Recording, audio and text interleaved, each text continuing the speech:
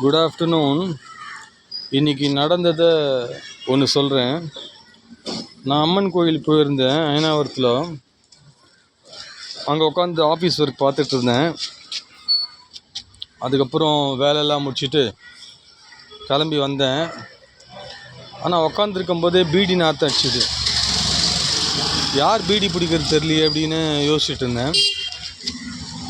அப்புறம் கிளம்பி நடந்து வந்துட்டு இருந்தேன். அந்த கோயிலுக்குள்ளே நாக சந்நிதி இருக்குது. அந்த சந்நிதியாண்ட ஒரு கிழவன், 2 கிழவன் உக்காந்து பீடி பிடிச்சிட்டு இருந்தானுங்க. இவனுங்களுக்கெல்லாம் மரியாதை இல்லை. அதில் நான் போய் கேட்டேன், என்னங்க கோயிலுக்குள்ளே உட்காந்து பீடி பிடிக்கிறீங்களே, அது மாதிரி பண்ணக்கூடாதுங்க சொன்னேன். அதுக்கு அந்த அந்த ஒரு கிழவன் பீடியை போட்டான். இன்னொரு கிழவன் என்ன பண்ணனா, நாங்கள் டெய்லி இது மாதிரி தான் பண்ணுவோம் அப்படி சொன்னாங்க. எனக்கு கோவம் வந்துச்சு. கோவத்தை வெளியில் காட்டல.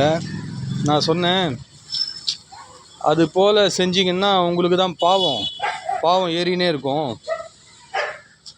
உங்களுக்கு பாவம் ஏறினே இருக்கும் அப்படி சொல்லிட்டு நான் வந்துட்டேன். அவனுங்க கிட்ட என்னத்த வாக்குவாதம் பண்ணுறது? அவனுங்க 2 பேரும் கிழவங்க. இவனுங்களுக்கு என்ன, எதுக்கு நான் மரியாதை தரலன்னா, கோயிலில் உட்காந்துட்டு பீடி பிடிக்கிறானுங்க, இவனுங்களுக்கெல்லாம் மரியாதை தரணும் அவசியம் இல்லை. சரியான செயல் யார் பண்ணுறாங்களோ, குழந்தையாக இருந்தால் கூட நான் மரியாதை தருவேன். அதனால் இன்றைக்கி இது போல் நடந்தது. கோவத்தை காட்டாமல் சாதாரணமாக பேசிட்டு வந்துட்டேன். எத்தனை பேரை இது போல் என்னால் கேட்க முடியும்? அவங்களே தான் திருந்தணும். அரசாங்கத்தில் சொல்கிறாங்க